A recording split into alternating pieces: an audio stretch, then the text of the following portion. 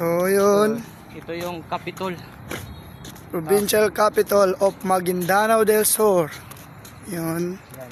Ito yung mga flag nila. Ito po. Ito po yung mga nakasabit na flag.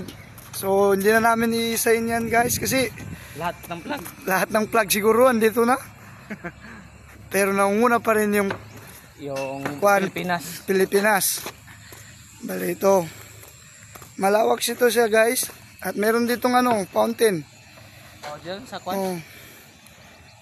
May fountain siya guys. Yun yung fountain niya. Oh, kung sa gabi ito, napakaganda, maliwanag. Sabay sa musika yung tubig. Tapos dito, meron tayong mga view dito na bulaklak. Buluan, Provincial Capital. Capitol. Yan, yung Agila. Maganda masyado yung view dito mga idol, no? Yan yung Agila nila dito.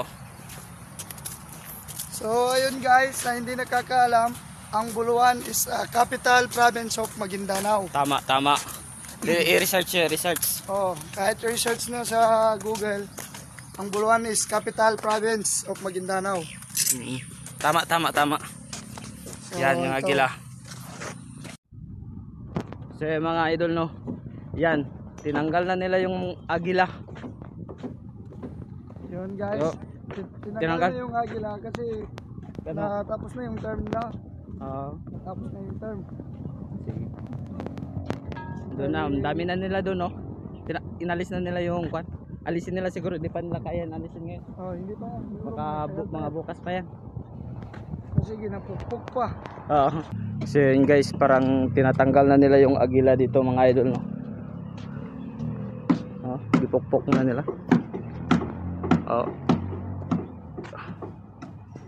Tinanggal na yung Agila. Tanggal na, palitan na siguro ng sign of UBGP. Hindi pa natin alam kung anong ipalit nila yan. Yan, lagyan lang ng mga tubo. Yan. Para support. Para hindi mahulog yung Agila. Paano mahulog yan? Ipinilibutan ng mga bakal. Tara, uwi na tayo.